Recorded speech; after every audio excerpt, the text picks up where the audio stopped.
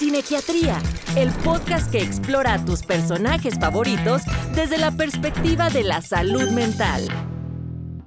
Bienvenidos a un nuevo episodio del podcast de Cinequiatría. Yo soy el doctor Agustín Torres de León, soy médico psiquiatra y me dedico a la psiquiatría del adulto mayor.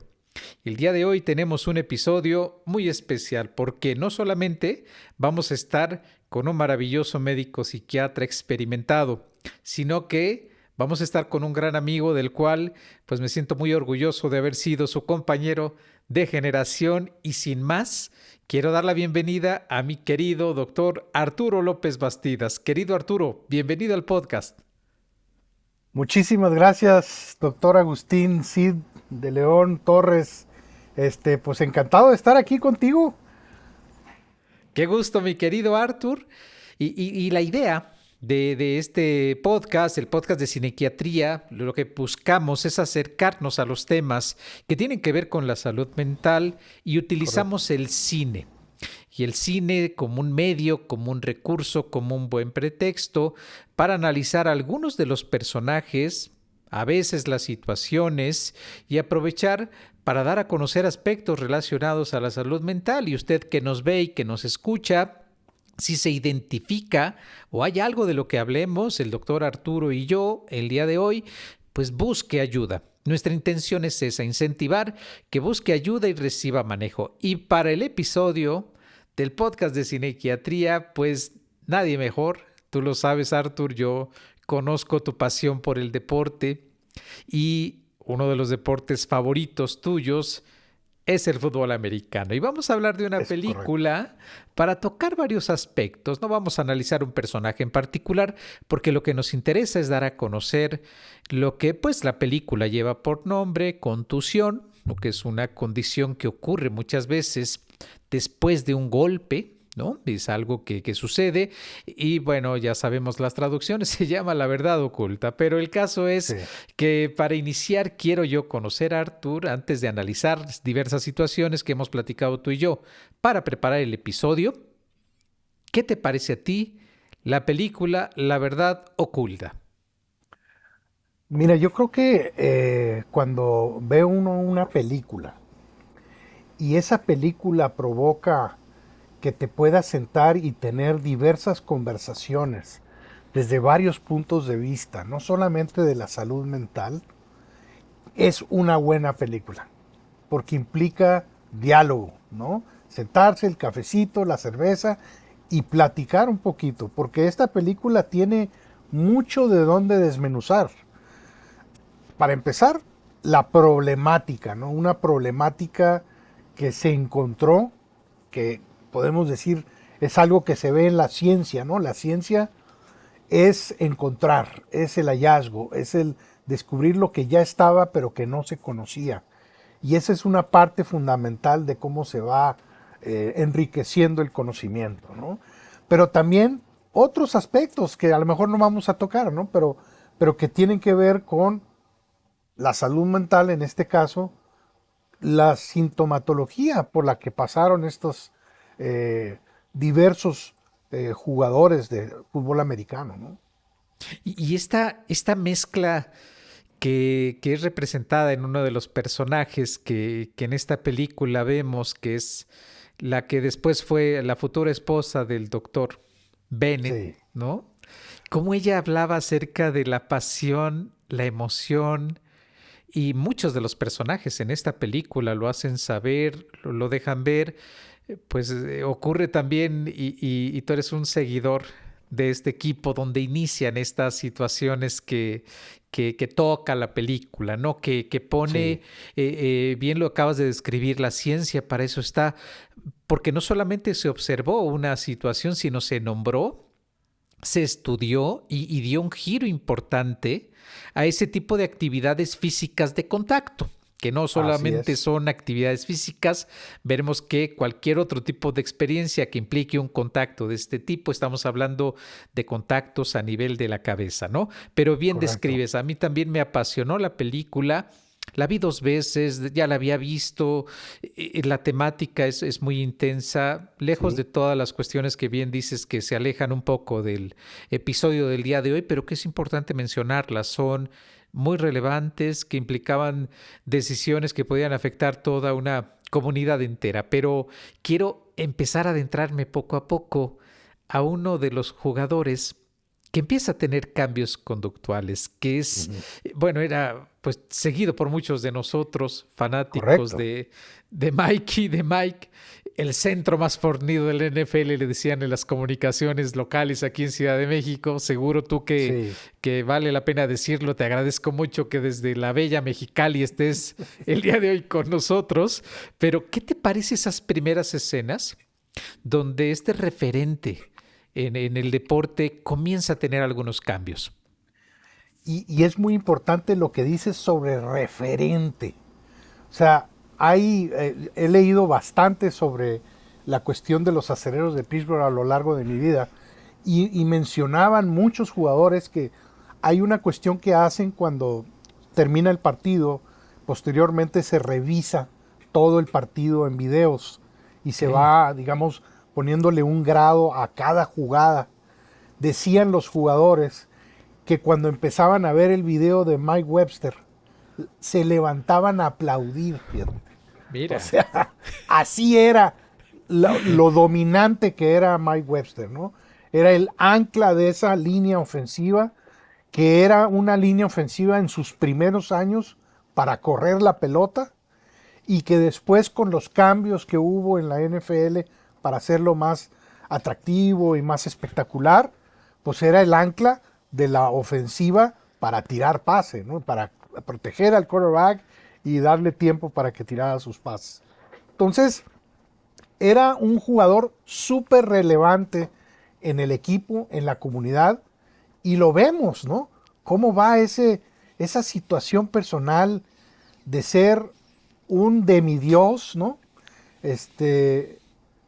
Un deterioro significativo, rápido, inexplicable. Esa Sobre era la todo. cosa, ¿no? Inexplicable, ¿no? Entonces, lo ponen muy bien en escena, la situación que no le hacen estudios y Y pues salen no, normales, Arthur, lo que salen decías de la normales. ciencia. Exacto, salen normales. Inclusive el personaje, ¿no? que hace muy bien el actor Alec Baldwin, que dice, what am I missing? ¿No? Dice, ¿qué me está faltando Estoy aquí? ¿No? pasando por alto, ¿qué no estoy viendo? Exacto, exacto. Cuando está viendo que inclusive era su amigo, está viendo el deterioro y el deterioro y el deterioro, ¿no?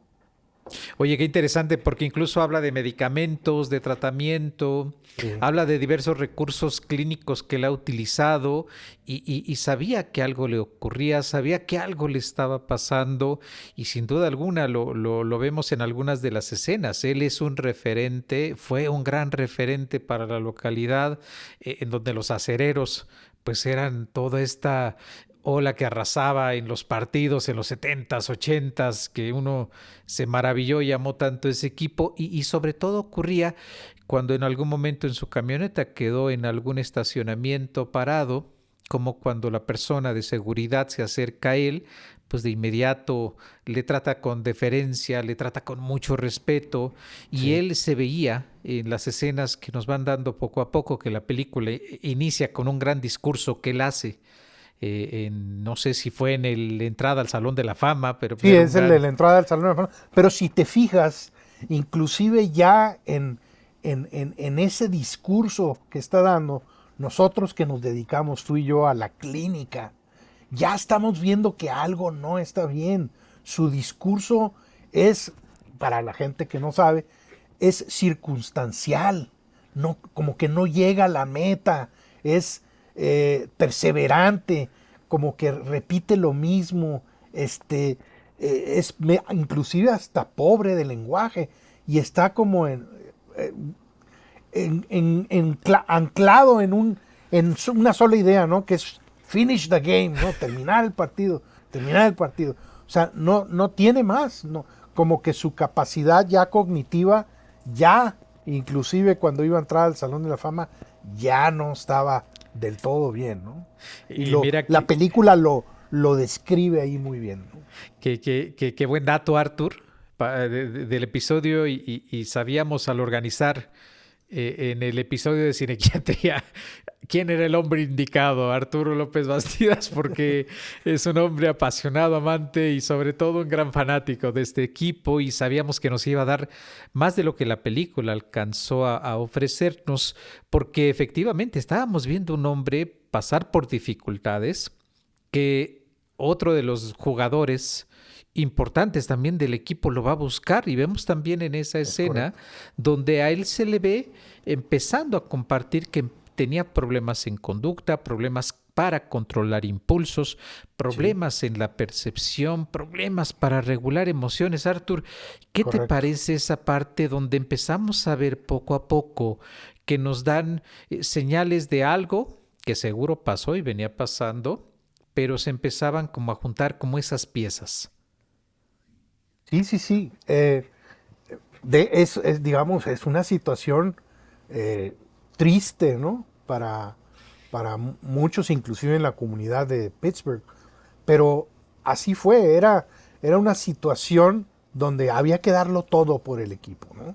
Y muchas veces no había los sistemas, que a lo mejor ya hay, médicos, de que hay que proteger al jugador de él mismo, ¿no? Entonces era de, no, yo tengo que jugar, ¿no? Esa parte muy, muy interesante donde se empieza a visualizar que el jugador Mike Webster no está solo en lo que está él viviendo, sino que su amigo, también un muy buen jugador, un tackle, está viviendo algo parecido y lo tocaste muy bien. Tiene alteraciones de lo que se conoce de esta enfermedad, alteraciones de la conducta, alteraciones de impulsividad, alteraciones cognitivas, ¿no? Dolores de cabeza, problemas de memoria, problemas de percepción, escuchaba voces, ¿no? Voces que le decían que matara a su familia, etcétera, ¿no? Y era algo pues muy angustiante para este tipo de personas que están acostumbrados a controlar todo, que empiezan a ver cómo se les va de las manos el, el- el control de su situación, de las emociones, ¿no? Entonces, lo ponen muy bien en contexto cómo empezaron a ver casos, ¿no? Que a lo mejor antes había, pero no se sabía muy bien hasta que alguien pues tomó la iniciativa de hacer otro tipo de estudios, ¿no? Cierto, porque vemos ahí al doctor Bennett, Omalu, hacer una revisión y en uno de los artículos, 1957, como bien dices, Arthur, desde Correcto. ahí se hablaba. Lo que pasa es que ya se sabía de algunos datos que podían causar este tipo de problemas crónicos, traumáticos del cerebro, ¿no? Que se veía más que nada en boxeadores, lo que le llamaban el punch drunk syndrome, ¿no? Pero en los boxeadores tenía otro tipo de sintomatología diferente a lo que se estaba viendo con estos jugadores. Había más sintomatología, por ejemplo, parkinsoniana, ¿sí? Ok.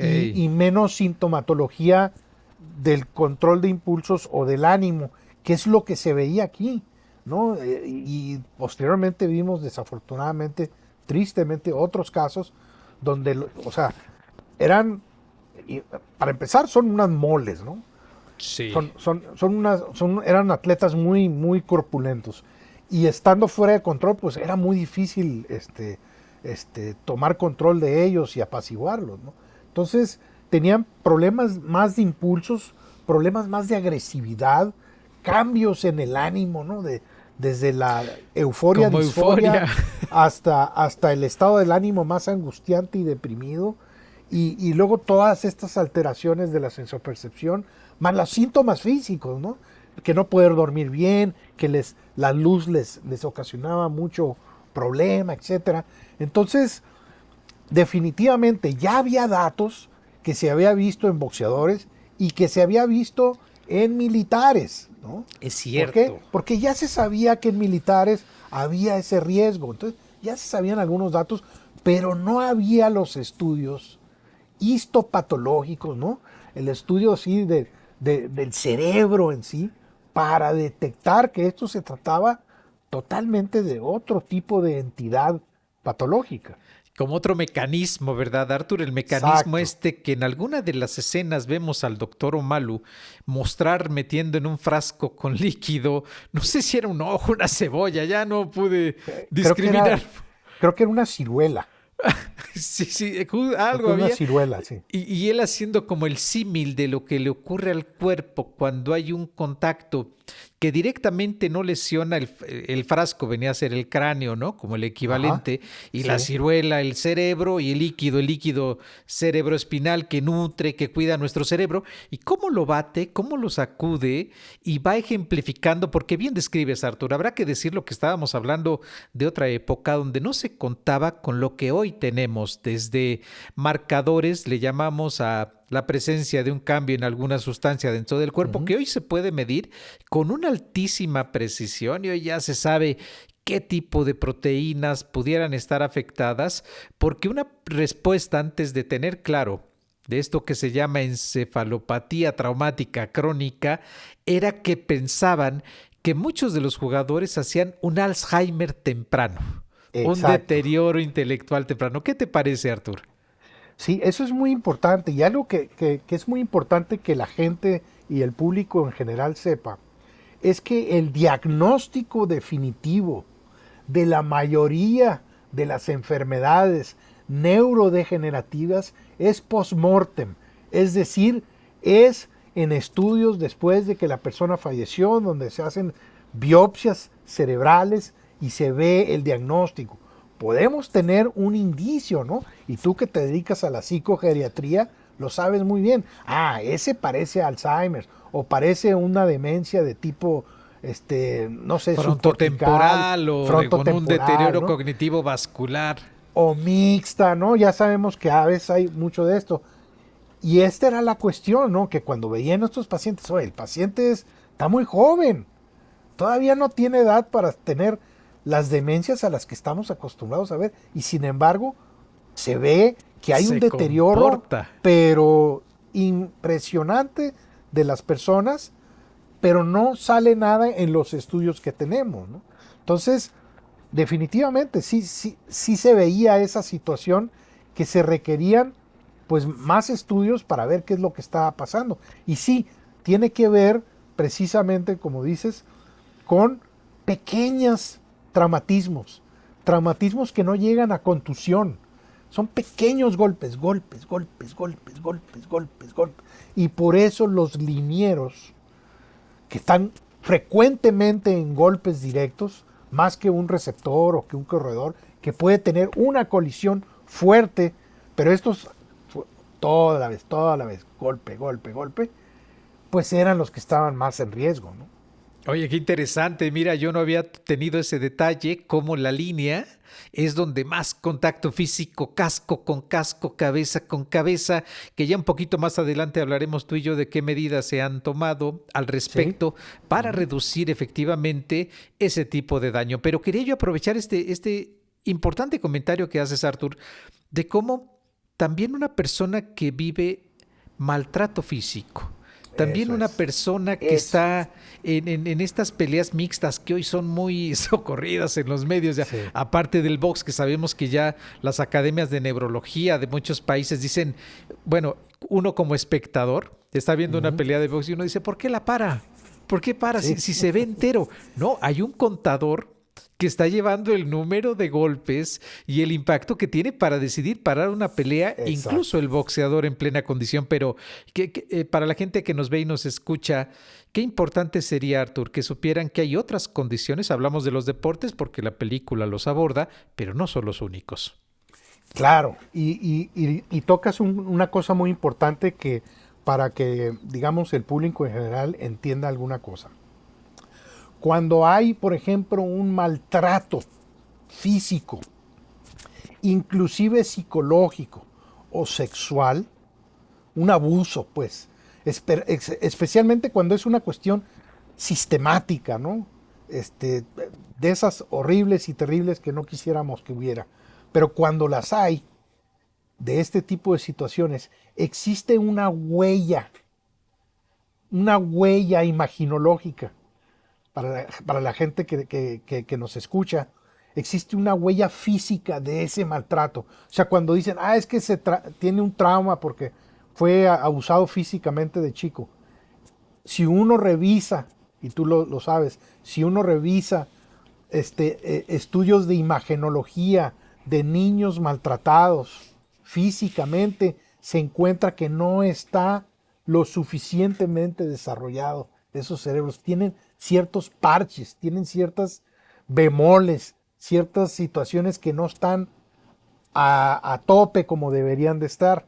Entonces, eso hace también precisamente que exista una vulnerabilidad, ¿no?, para este tipo de problemas. Y sí, o sea, hay que entender que hay otras patologías. Esa es una. Otra, por ejemplo, lo que se ha encontrado en algunos estudios cuando son epilepsias maltratadas. Cierto, Y si sabemos es cierto, que las Artur. epilepsias maltratadas pueden dar este tipo de sintomatología, ¿verdad? Y hay otras. Es diverso también, por ejemplo, en pacientes con problemas psiquiátricos profundos que tienen a lo mejor estos comportamientos de estarse golpeando la cabeza, puede haber también este tipo de situaciones que se pueden ver en el futuro, ¿no?, del paciente. Y qué importante, Artur, porque la gente sepa, y nos ha ocurrido a ti y a mí en el ejercicio profesional, cómo cuando una persona tiene un accidente vascular cerebral, ¿no? O tiene una hemorragia cerebral, o tiene una embolia, o queda paralizado de una parte del cuerpo por algunas horas, por algunos días, y las personas estamos como muy contentos porque se recuperó físicamente, pero qué importante señalar que quizás con el tiempo esta persona podría empezar a desarrollar por ese antecedente que afectó la circulación sanguínea cerebral, su personalidad, control de impulsos y conducta. ¿No lo crees, Artur? ¿Pasa con Sí, su frecuencia? estado del ánimo, claro. Inclusive algo que ya estamos haciendo nosotros de manera cotidiana en la clínica es preguntar sobre abuso. A lo mejor es algo que no hacíamos hace 15, 20 años, pero con los datos que tenemos hoy, sabemos, para empezar, como un antecedente para este tipo de problema. Pero también, como sabemos, muchas veces las vertientes de la salud mental son amplias, ¿no? Y si es persona que ha tenido este tipo de problemas, son más proclives a tener depresión, son más proclives a tener trastornos de ansiedad o de estrés postraumático, etcétera, etcétera. Entonces, sí es bien importante tener esos datos históricos y tomarlos en cuenta como parte digamos, la evolución de cada paciente, ¿no? Y para entender efectivamente, ¿verdad?, cómo una persona, después de un antecedente como los que has mencionado, pudiera en algún momento tener un cambio importante de conducta, porque Así es. volviendo un poco a la película, donde se empiezan a sentar las bases y se nombra la enfermedad, donde se encuentra, lo decías muy bien, la ciencia nos permite buscar evidencia sólida y contundente. A mí me maravilló la manera que preparaban la parafina para quien Sí, nos ve y nos escucha, hagan de cuenta que como estas velas que tienen cositas adentro, flores, animalitos, conchas, ajá. lo que sea, esa misma vela se corta en pedacitos finos. Y Fino, como sí. esto era un proceso increíble donde al momento de observar al microscopio, pues se veían estos efectos de impacto a nivel Sí, cerebral que había tenido la persona, derivado probablemente por esa actividad. Y, sí, y las también microhemorragias le esa. llamamos.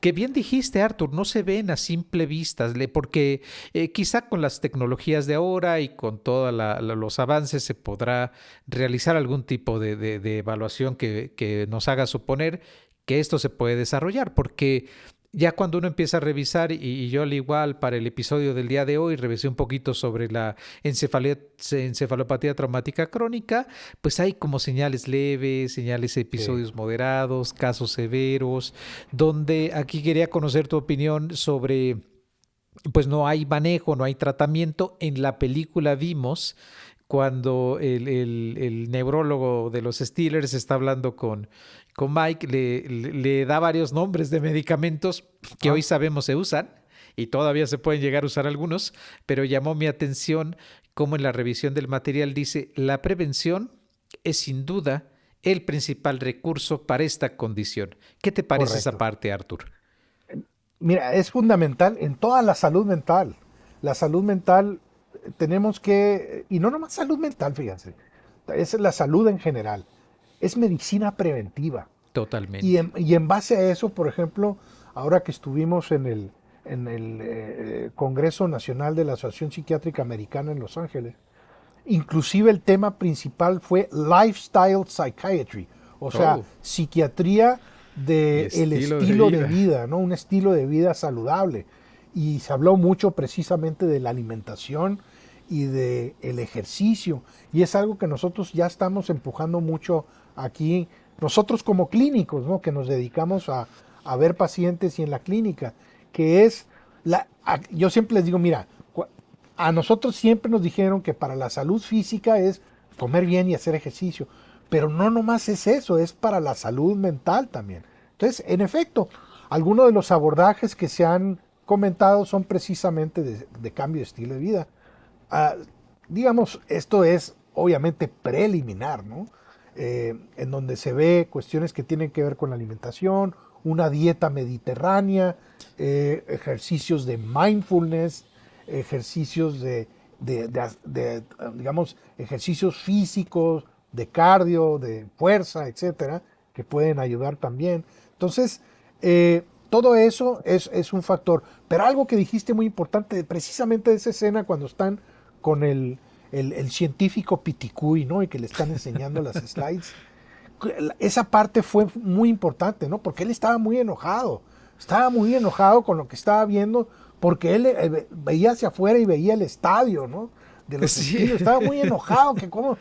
Pero decía, no puedo ignorar la La ciencia. ciencia, qué O buena sea, no puedo escena, ignorar de lo que verdad. estoy viendo. Algo aquí no está bien, es triste, es frustrante, me enojo, pero es la ciencia. Entonces es cuando el otro colega le dice, ponle nombre, ¿no? Ya Qué buena ponle nombre a escena, esta Arthur, enfermedad, ¿eh? sí. Esa que Sí, describes, porque si decía tú no me caes bien, pero no puedo estar en contra de la ciencia. Y ahorita que sí, escuché, qué interesante, Arthur, lo del Congreso de la Asociación Psiquiátrica Americana que estuviste. Haz de cuenta que mencionaste los famosos 14 factores de riesgo modificables para sí. deterioro cognitivo después de los 60 años de edad. Eran Exacto. 12, en el 2024 se agregan dos más, pero qué importante es toda la parte preventiva, el Eso es. evitar que se llegue a desarrollar y las medidas realmente, algunas de ellas son sencillas, accesibles, no estamos diciendo que la gente no se enferme, pero si se enferma que se cuide porque hablamos de diabetes, hipertensión y dentro de los factores de riesgo modificables para desarrollar un deterioro cognitivo está traumatismos craneales, Artur. Entonces, Exacto. volvemos nuevamente a tener toda esta información y Sí, la evidencia nos va acercando a que la prevención es la mejor manera. Y dentro de la prevención también revisaba, Artur, cómo los jugadores que en algún deporte de contacto, los participantes tengan una contusión, deberán ser retirados ya sea del campo de juego, del ring, de donde sea, sí. para conservar y preservar que estas condiciones no se lleguen a desarrollar. ¿Qué te parece esta implementación de medidas, Arturo? Sí, digo, no les quedó otra, ¿no? Después de que esta situación ebulló, pero qué bueno, ¿no? O sea, es algo que tuvieron que decir, bueno, pues hay que abordar esta situación. Y sí, algo parte de la medicina preventiva es, y es algo que hemos visto nosotros aquí en esta región también, ha cambiado la forma de jugar fútbol americano. No es como la jugué cuando yo jugaba, que era irte como misil, ¿no?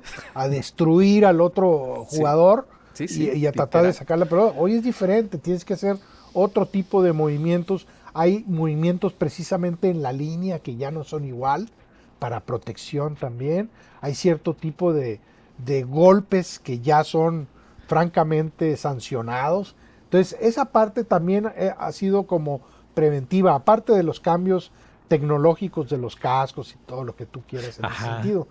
Pero sí, es lo que decías tú, ¿no? Estas medidas, hijo, es que a veces se nos pasa entender lo importante que es esa inversión. Es una inversión muy sencilla de ir a caminar 3, 4 veces a la semana, 20 a 30 minutos, y poco a poco lo conviertes en parte de tu ritual, ¿no? Y al rato le vas ganando, pero por mucho. Ya hay estudios serios de esto, ¿no? que no solamente ayuda para el deterioro, ayuda para la depresión, para la ansiedad, para otro tipo de cosas, ¿no? Y sin duda, y esto ahorita que te escuchaba de los cambios a las reglas que ha habido en los últimos años, porque la película ya avanzada ya Sí, nos muestra cómo por fin decías muy bien, no les quedó de otra, y se así pudo es. escuchar la voz de los implicados, de los directamente involucrados, y del doctor Omalu entre Bennett y otras más personas que fueron empujando. Pero de las reglas que más llamó mi atención ahorita que te escuchaba, que me recordé, el regreso de patada. Como el Ándale, regreso de patada era pues, transitar como 60, 70 yardas a gran velocidad. es Y como digo, tú lo misiles, sabes ¿no? perfecto, ¿no? Sí. Sí, sí, sí. Ese, digamos, cambios en cuanto al protocolo de juego, ¿no? Pero también yo creo que algo que ha influido mucho es eso, ¿no? O sea, tiene que haber un neurólogo que no tiene nada que ver con los equipos, un neurólogo independiente que revise y evalúe al jugador, y si hay algo ahí, lo que lo saquen del partido y ya no lo metan, ¿no? Esto precisamente para proteger a los jugadores de sí mismos, porque el jugador lo único que quiere es entrar a Volver. jugar, ¿no? Sí. Y lo vemos porque también esto, habrá quien piense, el fútbol americano, no, señores, esto ocurre en muchos deportes, el fútbol, por El ejemplo, fútbol, que están cabecear. pegando, cabeceando, cabeceando, cabeceando, cabeceando. Exacto, y es Sí, el mismo mecanismo del cual estamos hablando y cómo es importante el reflexionar acerca del rugby, por ejemplo, Arthur, ¿no? Que esa el es rugby. otra Sí, disciplina que también es de mucha intensidad, de mucho contacto físico y que los mismos mecanismos de en un accidente automovilístico donde tu cuello hace el famoso latigazo, donde correcto. tu cerebro golpea contra sí mismo el cráneo, porque pues no Sí, está con el sostenido pasto, con el con piso. el pasto, cualquiera de estas conductas que implique necesariamente un golpe y sobre todo la pérdida del conocimiento, ¿no? Que Sí, antes era algo que si el jugador se levantaba y se paraba, podía volver a ingresar al campo, lo cual hoy se está limitando de forma considerable. correcto.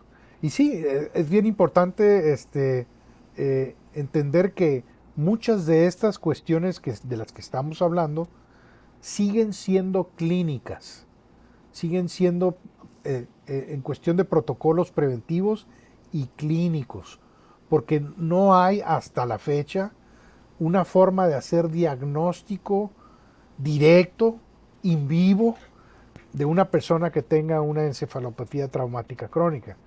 Eh, Se puede percibir y se puede, digamos, inferir que va por ahí la cosa, pero hasta ahorita, y sí se están haciendo algunos estudios de marcadores biológicos, de marcadores de inflamación, etcétera, algunos con algunos datos un poquito específicos para este tipo de problemática, pero siguen siendo todavía en estudio, ¿no? Y llama la atención si esta proteína que bien describes, la proteína tau, que ha estado implicada en Sí. varias condiciones de procesos de deterioro neurológico, de Sí, deterioro no, no es cognitivo. específico, no es específico para esta encefalopatía. Lo ves en Alzheimer, lo ves en otro tipo de Ajá. demencias. Entonces, es digamos, salió algo, pero salió algo. Sabemos exactamente qué, ¿no? Y vale la pena decirlo, Arthur, ¿no? El tema es poder reflexionar a qué ese tipo de medidas se están tomando, se están haciendo, y la idea es que continúen y por lo pronto el manejo es sin duda alguna la prevención. Querido Arthur, ya para entrar un poco a la fase final del episodio, Ujú. ¿qué te parece a ti? ¿Qué le dejas a las personas que nos ven y nos escuchan acerca de la película Contusión, Concussion, La verdad oculta, cualquiera de los tres nombres? ¿Qué te gustaría dejarle a las personas que nos ven y nos escuchan, aparte de estas grandes reflexiones, Arthur? Sí, mira, es que es eso.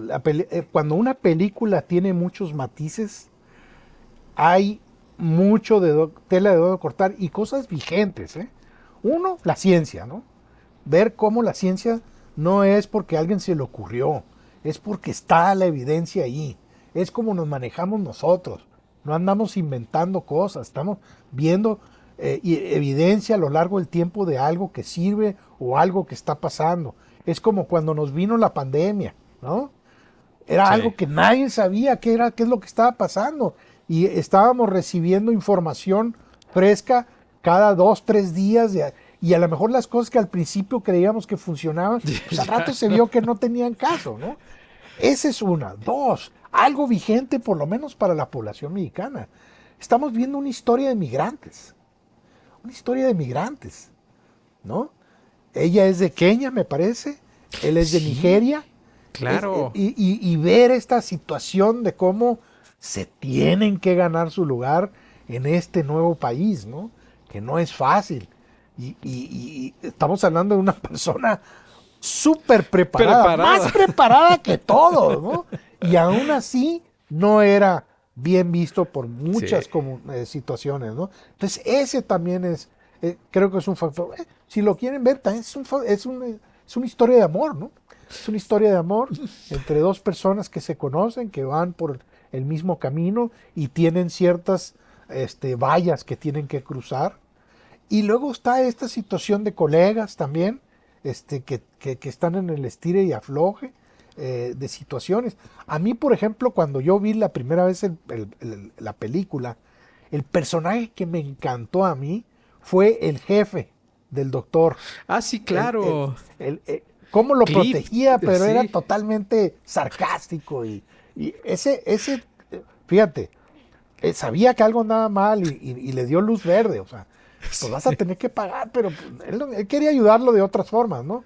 Pero aún así, ese personaje también se me hizo muy importante. Y desde el punto de vista artístico también, bueno, es una película producida por Ridley Scott. Y Ridley Scott, pues es muy bueno. Se caracteriza. Exacto. Entonces, hay mucha tela de dónde cortar y creo que si los televidentes no la han visto, véanla. Es una muy buena película que te va llevando paso por paso cómo va estallando esta situación de algo que ya era más que evidente. Pues Arthur, yo encantado de seguir hablando contigo. Te agradezco infinitamente tu tiempo, tu espacio. Sabes, el cariño es mutuo. Admiración y respeto grande hacia ti y hacia todo lo que te rodea, mi querido Arthur. Pues yo coincido contigo y quisiera con una reflexión agregar de lo que el doctor López Bastidas y yo hemos hablado. Si usted tiene un familiar, un conocido que ha tenido una situación similar, llévelo a evaluación. Quizás no ha cambiado su conducta porque sí, por mala voluntad, o no es que esté apático, desinteresado. Mucho de lo que van a ver ustedes en esta película puede estar relacionado, como en este caso en particular, con condiciones como una encefalopatía traumática crónica. Pues les agradecemos y con esto terminamos el episodio. Síganos en nuestras redes, Spotify, Amazon Music, Apple Podcast. Ya nos pueden ver y seguir en YouTube en el canal de Cinequiatría. Querido Arthur, muchísimas gracias. Encantado de estar aquí contigo, Agustín. Un placer. Cinequiatría, el podcast que explora a tus personajes favoritos desde la perspectiva de la salud mental.